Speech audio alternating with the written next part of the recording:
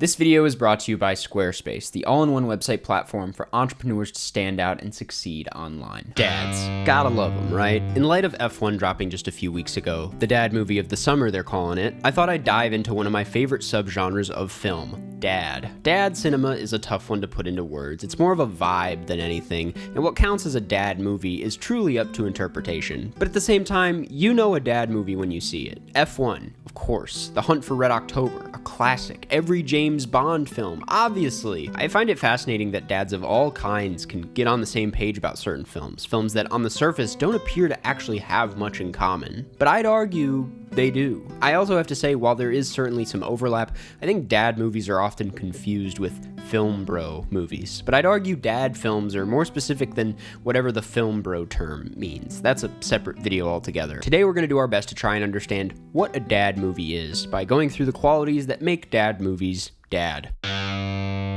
So like I said, F1 is your pretty standard dad flick. Yeah, and I think off the bat, what I see particularly fatherly about this is the main character. This is a movie about a troubled soul, but he's not super obvious about it. Not once does he open up to the viewer. I don't think he cries once, and he has every right to. And for the record, this makes for great cinema. What can't be said is way more interesting than characters being too transparent. In F1, Sonny is troubled by the fact that he feels past his prime, but still feels a sense of emptiness and need to prove himself. But a huge part of why it works so well is he has to maintain a certain image in the film. He can't reveal this pain too soon. I find this push and pull of emotional vulnerability clashing with the need to appear unbreakable and strong to be a quintessential feature in dad cinema. It's those where a cool-ass guy who drives cars, flies planes, or solves crimes is clearly going through it whilst remaining cool. Well, those are some real dad movies. This is why nearly every film in the Western genre is a hit for dads everywhere. They want a cool guy they can see themselves in. The troubled and quiet protagonist trope isn't exclusive to traditionally cool guys. I would consider Oppenheimer one of the newest dad classics. It blends a lot of dad tropes. It's about history, it's big and loud, it's got a lot of science and machinery, and it's obviously one of the most troubled protagonists in all of film. I mean, we've talked about it quite a bit on this channel, but part of what makes Oppenheimer such a satisfying watch is how much you feel his inner turmoil through just the filmmaking. Nolan does a fantastic job communicating this in the film without ever directly telling you what he's going through. It's almost a fantasy-like situation for a dad film. The concept of having your troubles projected this vividly on screen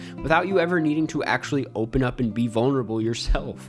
How perfect. Dads are complicated people, but they're quiet about it, and films that capture this will always be automatically in consideration for this subgenre. Machinery, technology, and science are almost always guaranteed hits for dads. This is why the James Bond films, the Mission Impossible films, and most other spy flicks are dad classics. This is probably the aspect I resonate the most with. I love learning about how things work and the idea of a gadget existing for one specific purpose. I think it's neat and satisfying. Like the hallway illusion in Mission Impossible. Dumb as fuck, but also one of my favorite moments in the entire franchise just because the technology is impressive and presented in such a way where it makes you believe it could work. The glitch goes a long way in selling it, weirdly. I don't think there's a deeper reason than machines can just be cool. Once again, a bit of a fantasy for the stereotypical dad working in the garage. What if he could make something like that? I guess what I'm trying to say is if the movie has a gadget in it, chances are your dad is going to lean forward in the chair just a bit.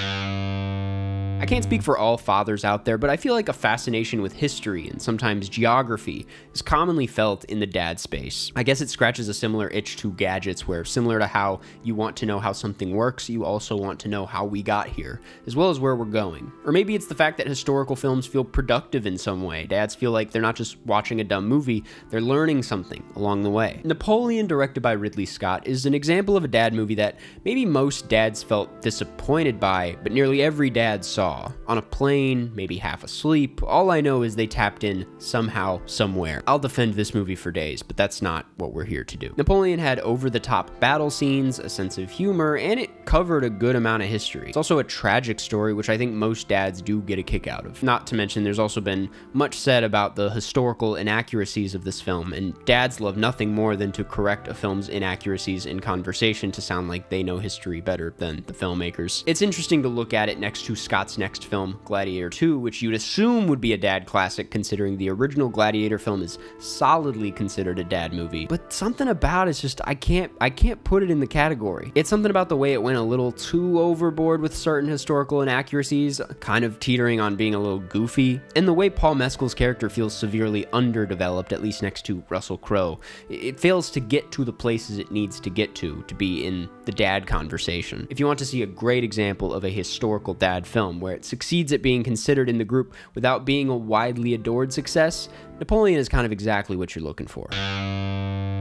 This teeters on Coworker Core, another type of film for another video, but dads love movies that cut to the chase with what they're about. The Menu feels like a dad movie that's not traditionally talked about as a dad film, but ask most dads today and I guarantee they probably enjoyed this. The film is a good enough time, it pokes fun at overpriced restaurants, it has a troubled protagonist, and it's pretty straightforward with its critique on the wealthy. Another prime example from the same year, believe it or not, is Triangle of Sadness. This film is intentionally very blunt about what it has to say about the wealthy. The poster is about as subtle as the film is, but it's a blast. It's such a roller coaster, barf bags and all. There's a blend of lowbrow humor and social commentary that makes it the kind of thing most dads will get a kick out of and feel like they learned something in the process. It's not overly serious, but you still get what you need out of it. It also has Woody Harrelson, who's kind of a huge dad actor, if you know what I mean. Dads love Woody because he reminds them of their goofy office friend. Like historical pictures, dads want something productive, but not so deep that they get snapped out of their flow state. These straightforward social commentaries are a new kind of dad film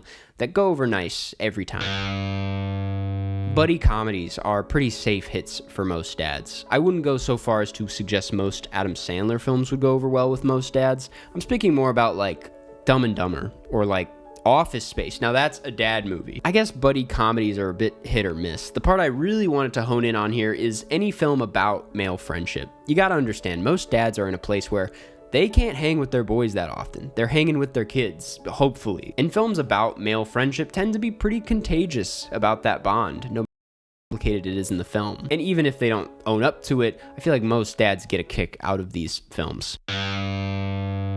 Dads love dudes. Specifically, Brad Pitt, George Clooney, Kevin Costner, Sean Connery, Denzel Washington, Paul Newman, Harrison Ford, John Wayne, Russell Crowe, Ben Affleck, Rob De Niro, Al Pacino, and a handful of others that I'm probably forgetting. The only exception here is Julia Roberts and Aaron Brockovich, which for some reason in my mind reads as a dad film. I don't know why, but the vibe is right.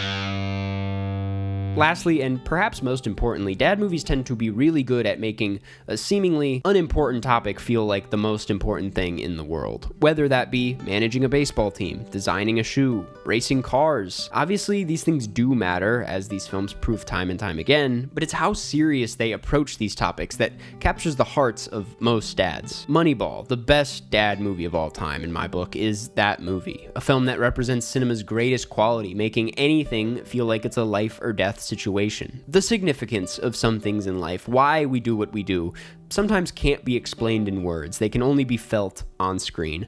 Moneyball is that kind of movie. It blends a little bit of everything that we talked about today, but being able to bring drama to such an uncinematic story without needing to show a lot of baseball is pretty damn impressive. It's about a lot of things: false promises, selfishness, capitalism, tech, self-determination, making up for lost time. It's a movie about something that on the surface seems completely insignificant, but turns out to be a movie about pretty much everything wrong with the world we live in today. It's a much more relevant film than a lot of people give it credit for. A truly epic flick. And on that note, those are the traits that, in my opinion, make up dad cinema. Thanks for watching. Go watch a dad movie with your dad and form your own opinion, and before you head out. I want to thank this week's sponsor, Squarespace, the all-in-one website platform for entrepreneurs to stand out and succeed online. Perhaps what I love most about Squarespace is their cutting-edge design. With Squarespace's collection of cutting-edge design tools, anyone can build a bespoke online presence that perfectly fits their brand or business. They offer a complete library of professionally designed and award-winning website templates with options for every use and category. No matter where you start, your website is flexible to what you need. With intuitive drag-and-drop editing, beautiful styling options, unrivaled visual design effects, on-brand AI content, and more ways